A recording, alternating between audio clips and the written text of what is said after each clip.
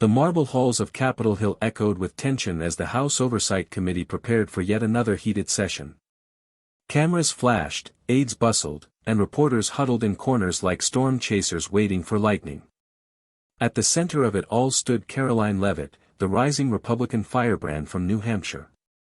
Known for her fierce debating style and no-holds-barred commentary, Leavitt had come prepared for war. Across from her sat Kash Patel, former Trump aide-turned-conservative strategist, testifying before the committee about alleged abuses of intelligence gathering during the previous administration. Calm and deliberate, Patel had already fielded dozens of questions without breaking a sweat. But Leavitt wasn't here for policy. She was here for blood. "You've spent your entire career undermining the Constitution," she snapped, pointing a sharp finger in his direction. "Maybe it's time you went back to where you came from. Maybe India would appreciate your loyalty more than we do." The room froze. A murmur rippled across the hearing chamber as Patel looked up slowly, eyes narrowed but composed. Committee members shifted uncomfortably in their seats. A few reporters gasped. Even Leavitt's own aides seemed stunned. Patel leaned into the microphone. "Congresswoman," he said, his voice calm but cutting. "I was born in Garden City, New York. But if you'd like to have a real conversation about what it means to be American, I'll be happy to educate you." The atmosphere was electric. But no one was prepared for what Patel would say next. The silence in the room lingered like smoke after an explosion. Karoline Leavitt, caught off guard, tried to maintain her composure. But the damage had been done, and Kash Patel wasn't finished. He adjusted his suit, glanced briefly at the committee chair, then looked directly at Leavitt. "You see," he continued, "your comment wasn't just ignorant. It was dangerous.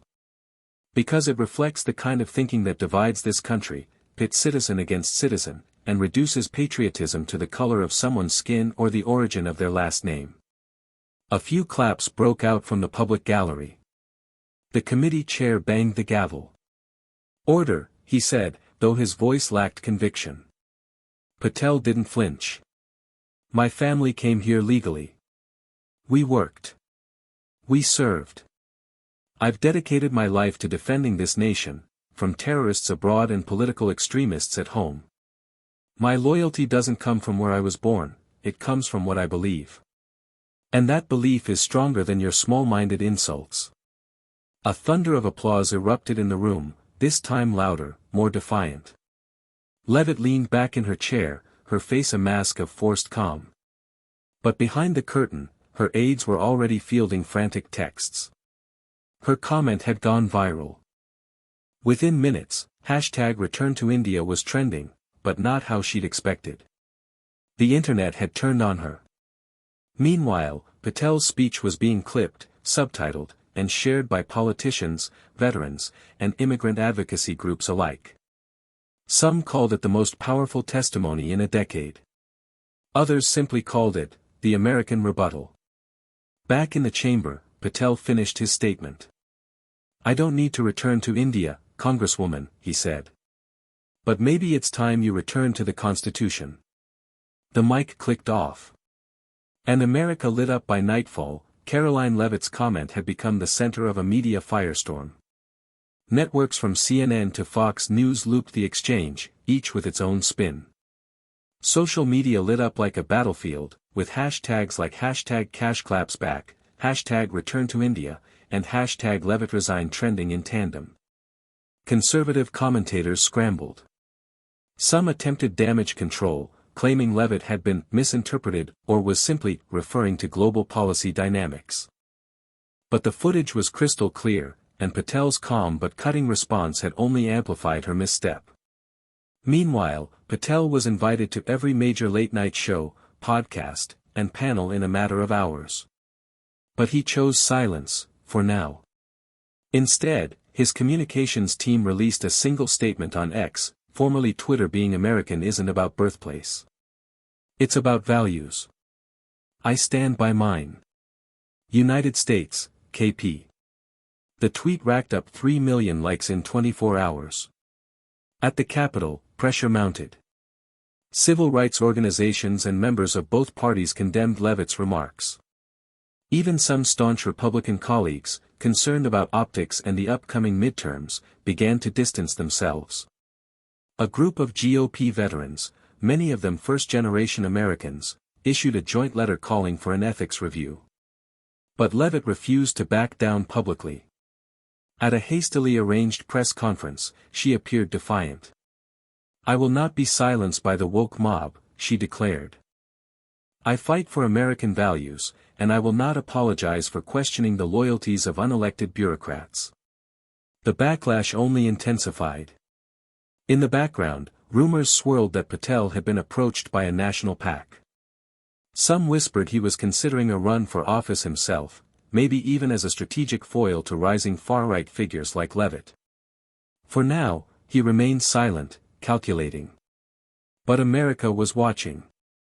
And it was clear, this was no longer just a political feud. It had become a defining moment in the nation's conversation about race, identity, and what it truly means to be American. 3 days later, Kash Patel finally re-emerged, this time not in a hearing room, but standing behind a podium at the National Museum of American History. He wasn't wearing a political button, nor flanked by donors. Instead, veterans, immigrants, teachers, and students surrounded him. It wasn't a press conference. It was a statement of purpose. "When someone tells you to go back where you came from," Patel began, his voice steady, "they're not just insulting you. They're questioning whether you belong in the only country you've ever called home. Today, I'm here to say, we do belong. And we're not going anywhere." The crowd erupted in cheers.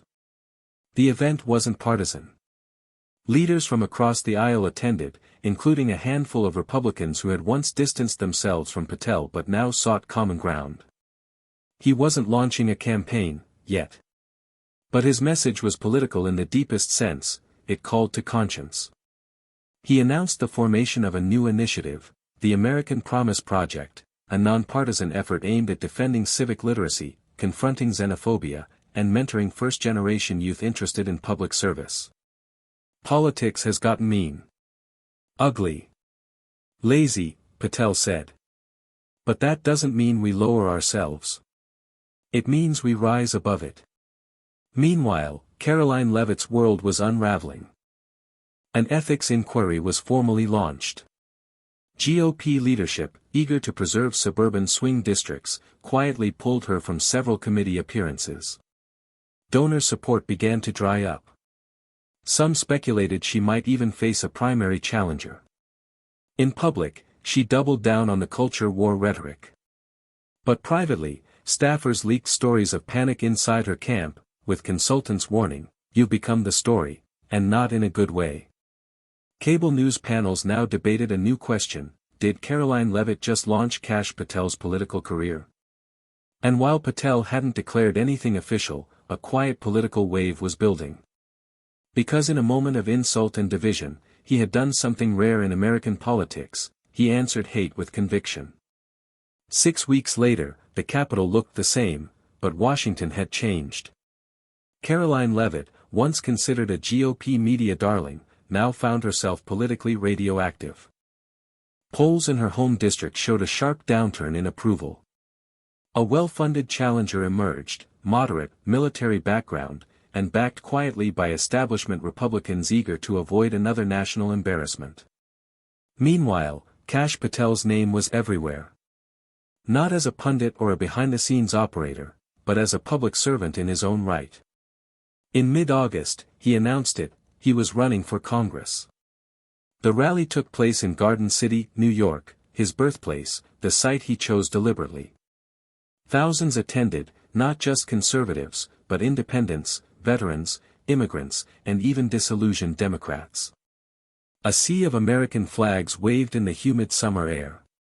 Patel stood on stage, flanked by his parents, both first-generation Indian immigrants who worked factory jobs to pay for his education.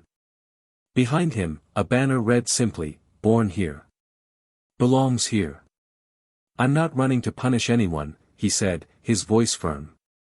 "I'm running because I believe America is still worth fighting for, especially from those who would divide it with fear, ignorance, and petty cruelty. The crowd roared. Media outlets scrambled.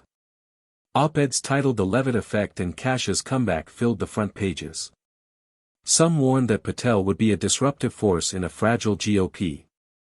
Others praised him as the moderate, principled figure the party needed to course-correct. But the most powerful moment came at the end of his speech. Patel held up his American passport.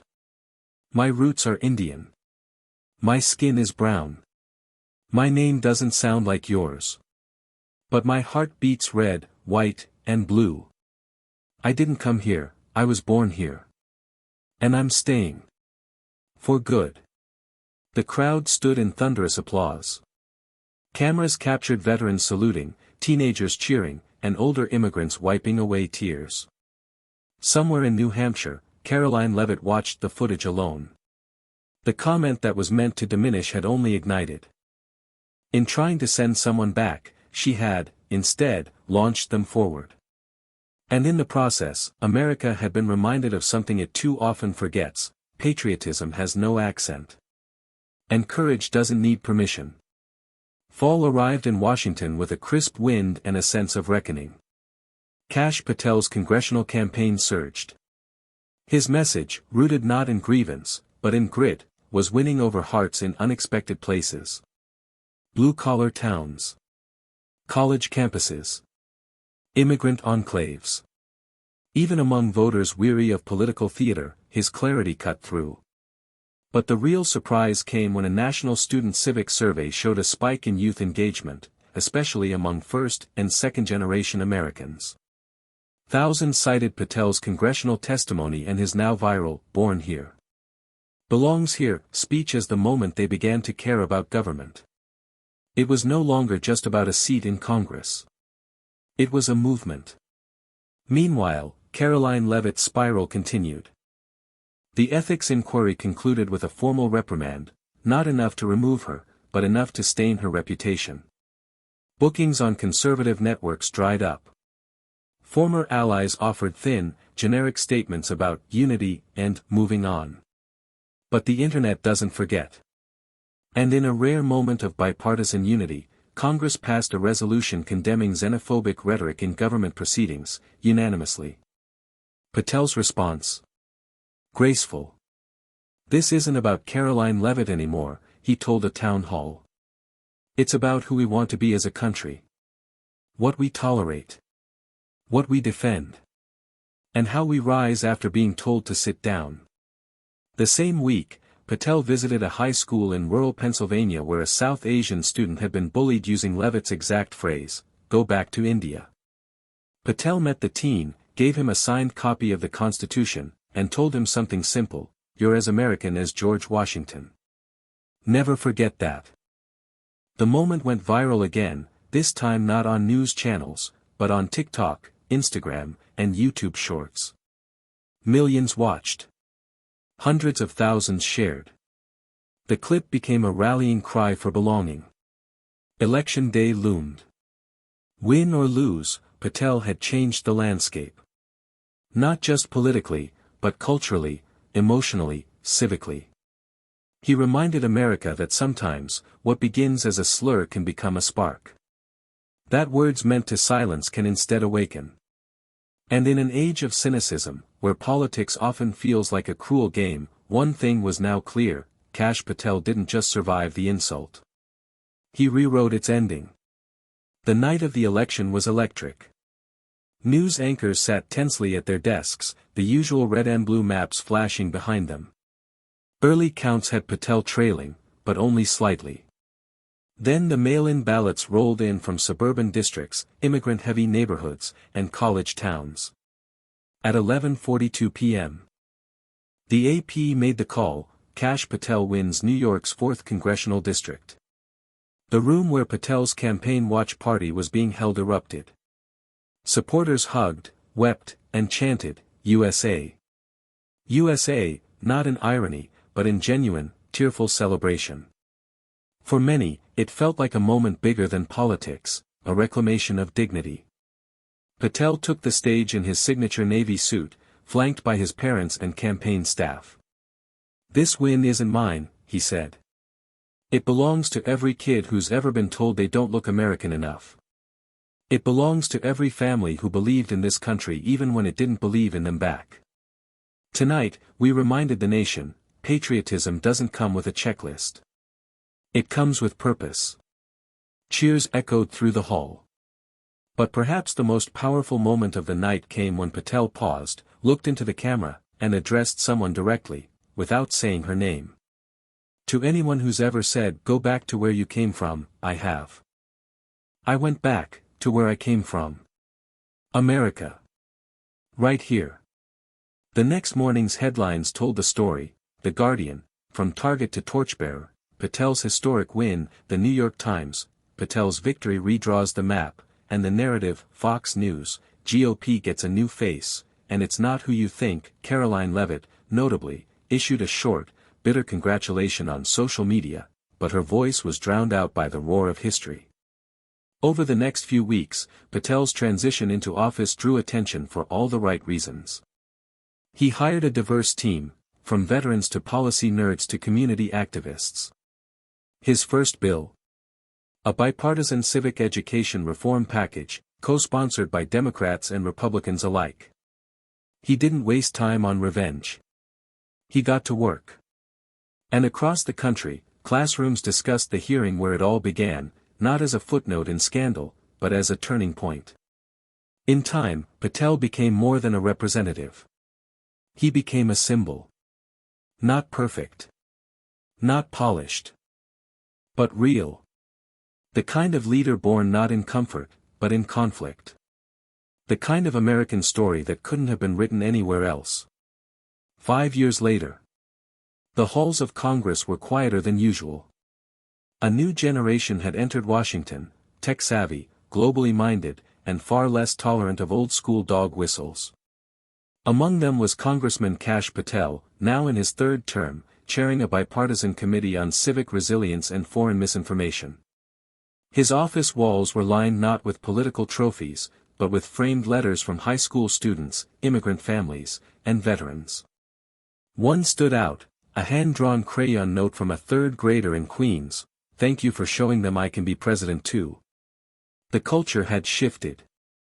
Not perfectly, but noticeably. Karoline Leavitt, once a headline name, had faded into the conservative media echo chamber, her brand tarnished, her influence diminished. A cautionary tale now taught in campaign ethics seminars under the chapter titled, "The Line You Should Never Cross." Meanwhile, Patel's American Promise Project had expanded to every state, offering scholarships, civic boot camps, and mentorship for underrepresented youth interested in public service. The program had helped elect mayors, school board members, and even a senator. In an interview on the 5th anniversary of his infamous hearing testimony, Patel was asked, "What would you say to her now, if she was watching?" He smiled, calm and clear-eyed. "Thank you. Because without that moment, I might still be behind the scenes." Sometimes the push we need comes from the place we least expect. I chose to rise. She chose to fall. That's America. You get to decide. Later that night, he walked through the Capitol Rotunda alone, pausing to look up at the dome, the one built by immigrants, scarred by time, but still standing. A staffer caught up to him. "Congressman," they asked, "what's next?" Patel looked forward, a small smile at the corner of his mouth. "Not sure yet. But it's going to be bigger." Outside, the American flag flapped gently in the wind, lit from below, unwavering, imperfect, and still full of promise. A year later, Washington buzzed with whispers again, not of scandal, but of momentum. Kash Patel had just delivered the keynote address at the National Convention for Civic Renewal, held at Independence Hall in Philadelphia. His speech, titled "The Second Founding," called for a national recommitment to pluralism, facts, and democratic institutions. It was equal parts policy roadmap and philosophical manifesto. But what stole the headlines came at the end: "This country gave my family a chance. Now I'm ready to give it everything I have." That's why today, I'm officially forming an exploratory committee for a run for President of the United States." The crowd rose before the words were finished. It was real. Patel's name had been floated before, mostly as a future cabinet pick or potential VP. But this? A presidential run? The son of immigrants, once told to go back, now stepping forward to lead the nation. It was history reloaded. That night, Karoline Leavitt reappeared on a fringe streaming show, scoffing at the idea. "He's not what real Americans want," she said. But even her hosts looked uncomfortable. Her words no longer carried weight, only echoes. Meanwhile, Patel's announcement sent shockwaves across party lines. Traditional Republicans saw a unifying figure. Independents saw someone who rejected both extremism and elitism. And a rising bloc of immigrant voters, once ignored, saw something they'd waited decades to see: a candidate who looked like them, spoke for them, and still believed in the American idea. A week later, a political cartoon in The New Yorker went viral. It showed a little brown-skinned boy holding a sign that read, "If I belong, he wins." In the background, a billboard read, "Patel 2028. And just below it, spray-painted in red, "Still here." The campaign trail was grueling, sprawling across a nation as divided as ever, but also yearning for something new. Kash Patel's presidential bid was historic, not just for what it represented, but for how it reshaped political discourse. His rallies brimmed with diversity, young and old, immigrant families and lifelong Americans, activists and veterans, all united by a simple message: inclusion, integrity, and hope. Debates were fierce. Opponents tried to weaponize his heritage and past, but Patel met every attack with steady facts and unwavering dignity. He spoke about his family's sacrifices, about building bridges, and about reclaiming the soul of America. The defining moment came during the final debate, when a rival candidate launched a dog whistle, echoing Leavitt's infamous phrase. Patel paused, then responded with quiet strength, "I was born here. My loyalty isn't a question, it's a promise. And I will fight every day to make sure every American, no matter their background, feels that same promise." The audience erupted in applause. Election night arrived like a thunderclap. When the final votes were tallied, Kash Patel became the first Indian-American president of the United States.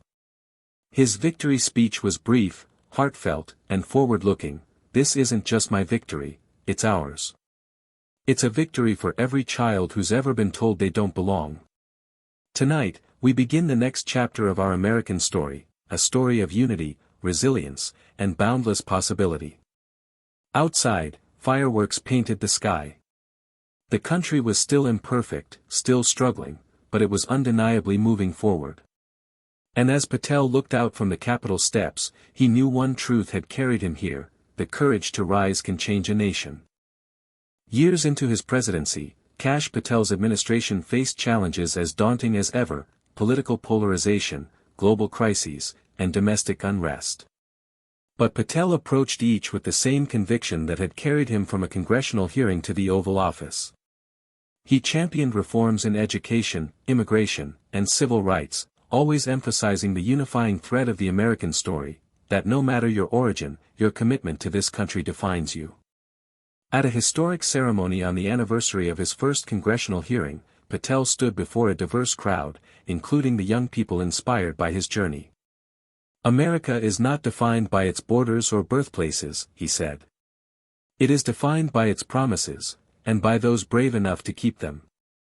Today, we renew our vow, that every voice will be heard, every citizen valued, and every dream given a chance." Among the crowd, a young girl held a sign, "Born here. Belongs here." The phrase that once sparked outrage had become a rallying cry for a new era. In that moment, Patel knew the journey wasn't just his. It was the journey of a nation learning to live up to its own ideals. And that was the true legacy of his comeback, the promise that America's story is still being written, by every one of its people.